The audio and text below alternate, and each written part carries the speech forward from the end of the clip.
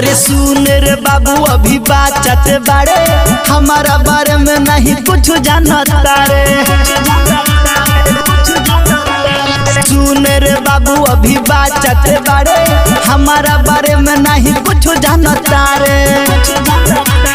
बंगाल में तो फेंक दे हम मार के,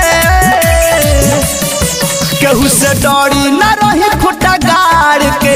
ऐसे रहम सुन बिहार के, केहू से डरी न रही खुटा गाड़ के। ऐसे रहम सुन बिहार के।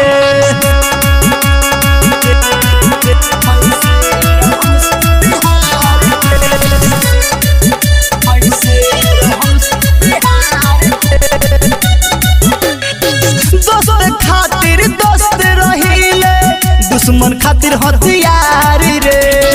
हमसे अझुराई पे तो जिंदगी हो जाई तोर बेकार रे, बुझले।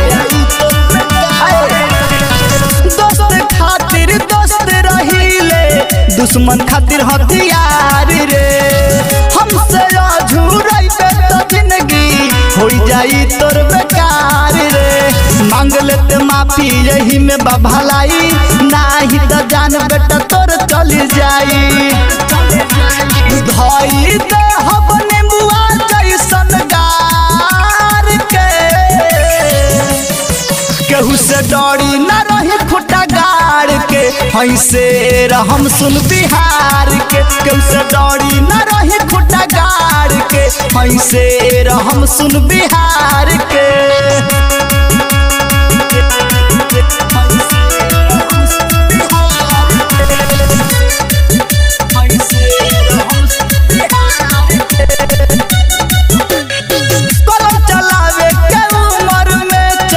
नैनी हथियार रे, हई हम सुनले बेटा खानदानी रंगदार रे, बुझले।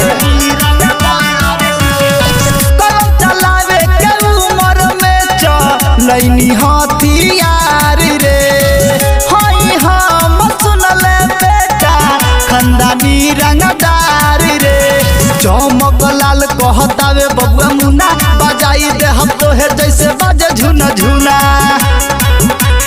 जर जाइबे छुमत बिजुली के तार के, केहू से डरी न रही खुटा गाड़ के। ऐसे रहम सुन बिहार के, केहू से डरी न रही खुटा गाड़ के।